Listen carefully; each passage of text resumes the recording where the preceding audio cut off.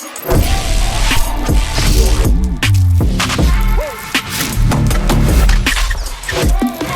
Vision GH, your best online news portal.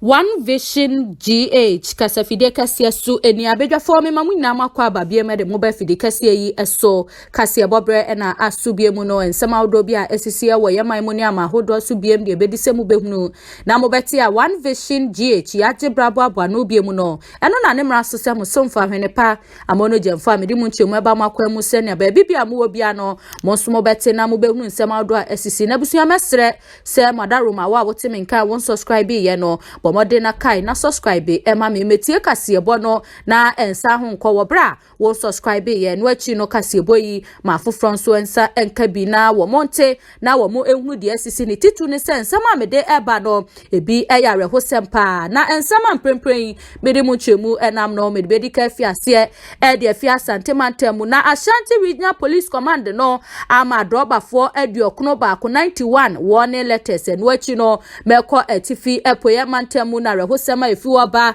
ne semra shebedwani dada bi wato anananom ewo ense da ye hwanya enum amanebo ebeba wa da fiada subrani a etoye ewo my Ghana mu no amanebo chese University of Ghana no ewo nkramantemu no enkwanhia esiye ewo ho eno achi no meko Vihiga County no ewo Kenya memu na amanebo efiwa ba nso ne se kramai bi agi nipa brabo aboso ewo patemu amano so akwakwanya amasempa ne krakra mu no Lagos aposifo so achi fake soldier bi midin e dia hwene pa amono jemfa fabusia kasebo no enie adehia me kasebo no ase e dia fi asantemantem senam di kankan ye no na Ashanti Regional Police Command no ama adrobafo mako aduokono ba ko 91 warning letters we enya warning ne de ma omo wokwan ho da bi empanifo e de kokobonsem ni nya afa krata mu e no mato omobo ache e de ama adrobafo yi se wo mo hwe na womo ensese omo suban ni titiru ene ne ya womo edenam eye ekwan so se womo ansesa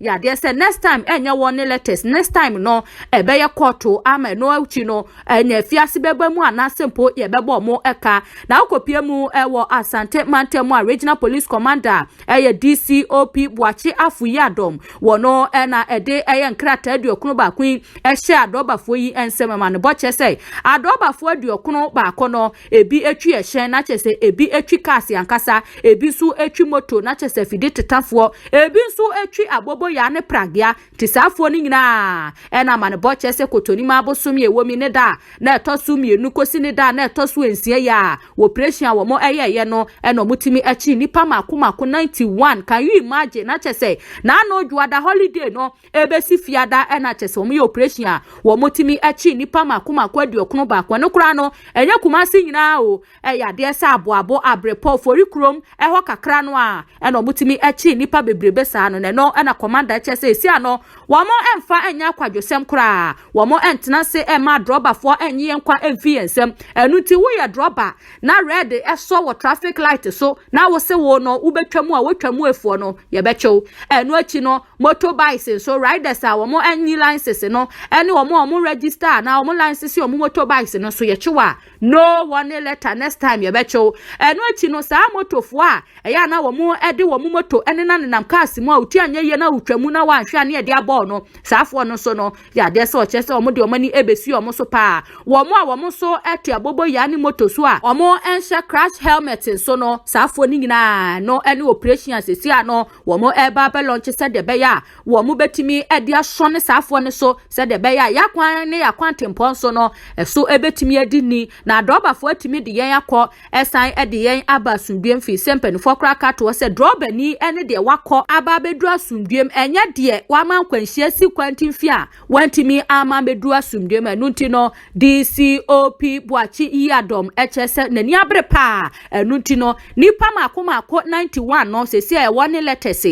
na wode emom na next time no ni titu ene nipa 91 no se koba say wo mo sanso eye offense na ye chi omo de a ene no mo kra de omo asem no de wo mo ase wo masem kra fi so omo no wo mo nya first time offenders wo mo first time ene de ama omo nkrata yi enti no se wu besi kwan so a na wakae sa posifo ama krata nti no ubedi hu ni nyesa na wo de red ne so a saa time no na ubetwam wo de wo so motorbike no wo online sese wo de benam saa yese ye becho se de be yamra no ubedi se ne se na fatenti ukopie mu ewa santimantemu a Ashanti Regional Police Command no wo mo na muntu a wo mo etu eno no meto ayen kase ebo no eso ewo etifi epoye mantemu na busua re hosem kase pa esi ewo etifi epoye mantemu ni nyina eye semra hyebedwani dada bi wato anananom ewo ensiado na enye obi a se former MP edema adehia ewo Zebila Batompesua so na kire se nka ne mra hyebedwani a na ogina mu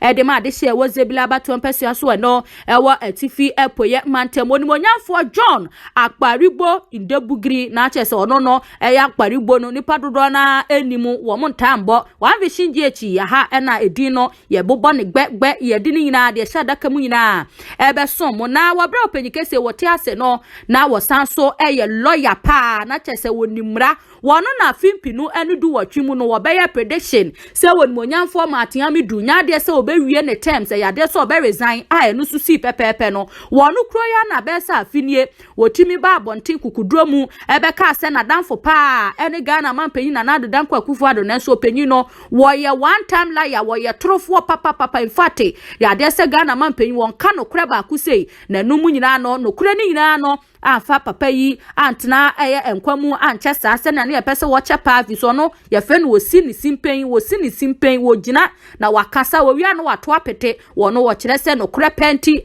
na wo ti ase amane bo che se wonimonyamfo John wonya emfie adiosumienu 72 years na wo no ankasa ni fie na kire se yare edodondodom no a ya afa na nkwa ya wesabie fie a na wodi efri mu a mane bo che se wo jaayire ne emanan wo ekire na abakosem kakra ewo oponye ne political journey ho ene say na wo dom Provisional National Defense Council na chese PNDC amanyoko no na wo ye member pa na odi mutintiman no achi no obejai ekodom People's National Convention na chese PNC amanyoko fi PNDC no oko PNC no kra no wo ye party chairman nyina nya semketwa ne no na wo ye switching na chese obedi MPP amanyoko ni mu ene say hedru ba bi aja ye born garaway ema ni free akonya so say MP ne say wodidi mu aja wodi akira a wo hwe de amanyoko no ene amamuo no beko ene say dafia da ya owo de na paka ba be fa no a akọ yare hosem ti ukopie mu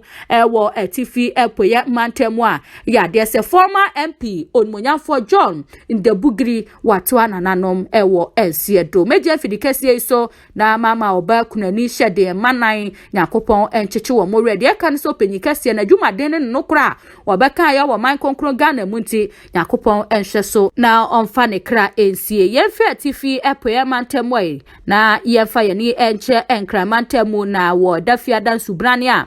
to fi anopa no a ekosi awianim na chese ohwa be se donhwere miensa ensu eto ye wo Ghana ni nchuo ne ntwe aso fa ba bi nsu anto ba bi wonso nsuo topa hwe enkramantemu nsuo ne topa ama mane bo chese ka aso ne mpatemu fanko eho nyina yira enya asem kweto na so obi be ka se ye normal fi se ka aso ne mpatemu de nsuo pete kra no a eye the same adequate nti dafia da de na eye pani be hwe na mane ba efi University of Ghana Legon no ewo enkramantemu ene se eho de enya suyiri ene siye na emom no cheche ni ba akone ka wapake wodiase na chese edua no hini na tutu ya ka yisu se tongon ema no nam so amane bo chese esi ade eka abafie pa na ka ya se esi ano edua ye ni tutu kayi amane bo chese ni registration number GR 3658-12 na chese 2012 registered car pa senia lecture ye je obi kai omakatwa ye se kakra watimi ahwe na ade su yi o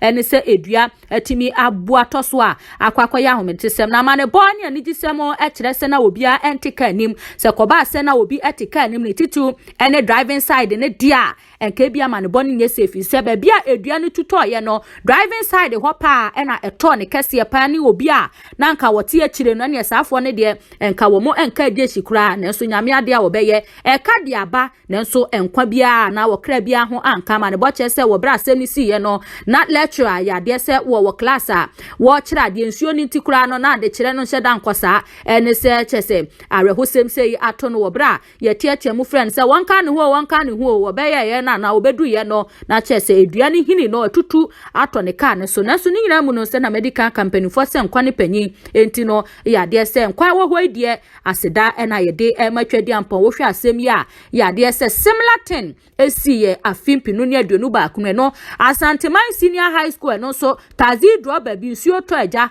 wo si nsuo na no ye din wo parke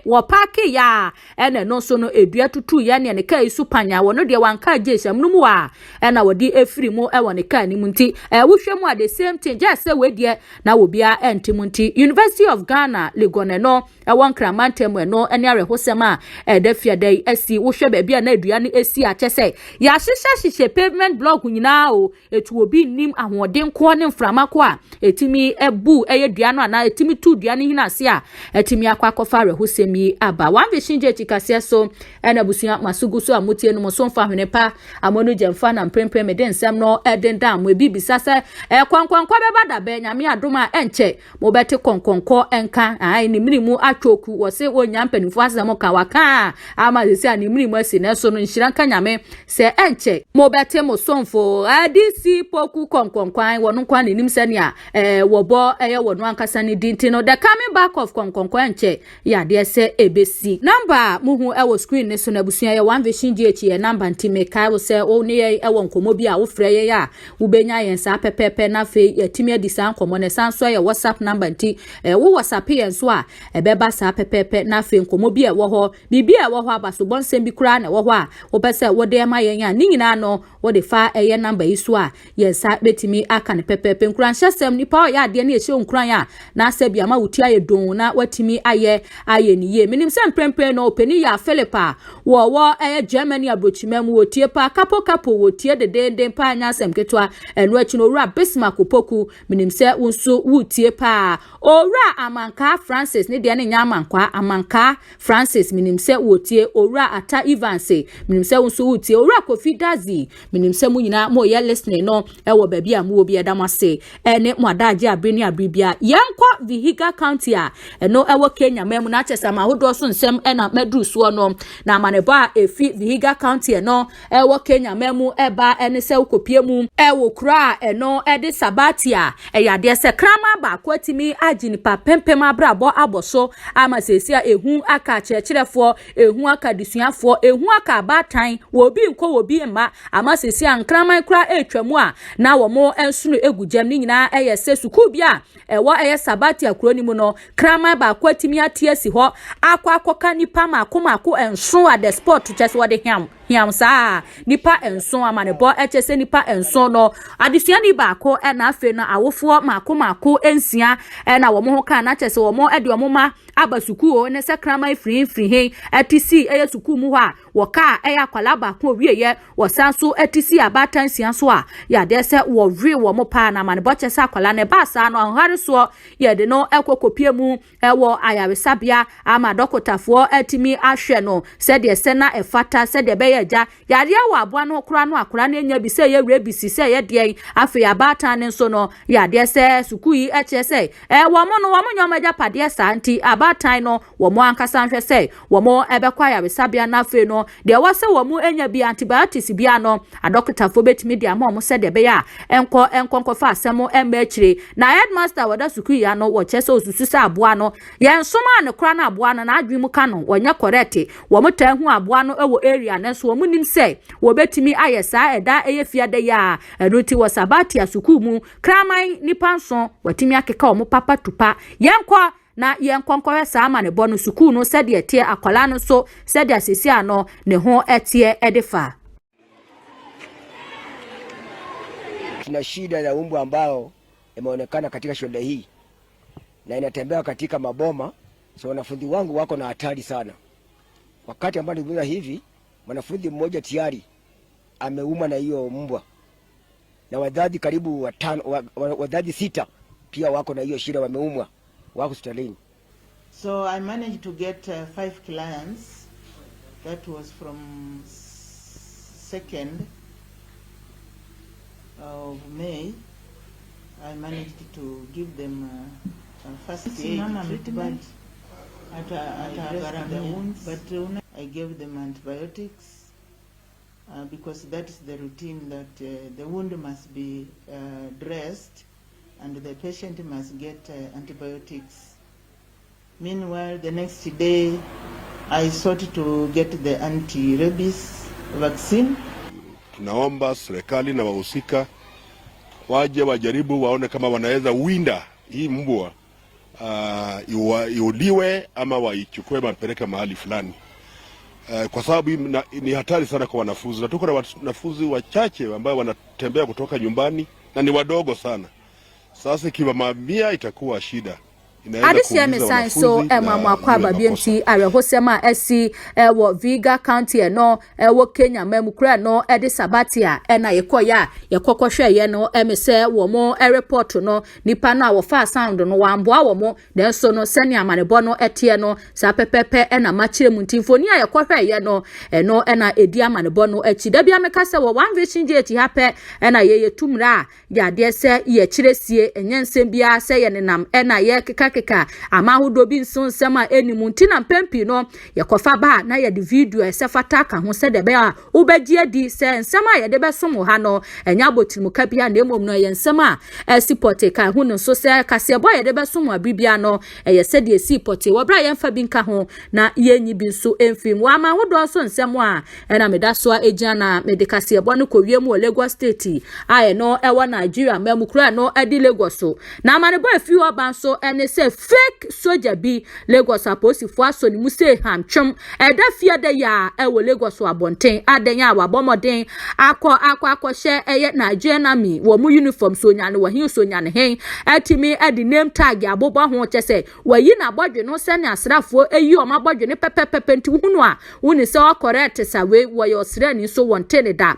na amane boy nchemu no penya wo kasa ede ma Lagos State aposifo SP Benjamin Hundeyin wono na edinche mutudwa wo chemu chese eda fie de ya homache na chese Lagos aposifo mu petro ya wo moyeye bia na omu hu se ka kesie bi gusuguma eba wo mo hwe ya fronto kwabrane na waye ni shoe ase chese wo de kwakwo America no wa bomode agi ni shoe na chese wo te fronto wo ya escort. Who are you sir? O correct se ni omu di cancer rutuye ye toto na no ase wontene da gusu no na chese wo hyehye no hu soldier se de be aposifo ehu a wo mu enyina hwehwem na so ankwanko ye 99 days no ya mehwe ni ha wanya dwensa 21 day no na chese esun edafia de ya aposifo atimi adoa no a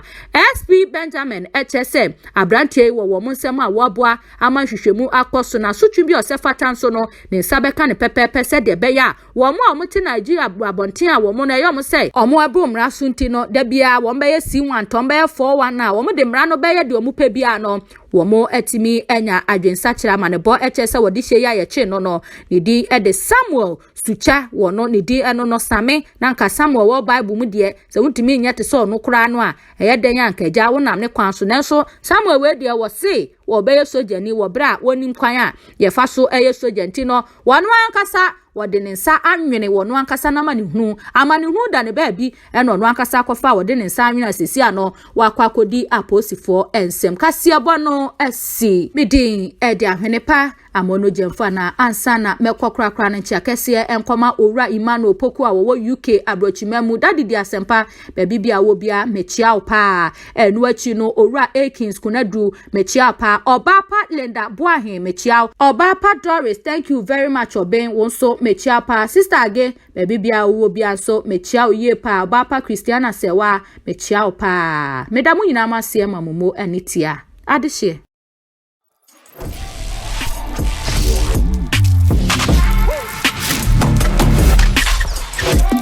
One Vision GH, your best online news portal.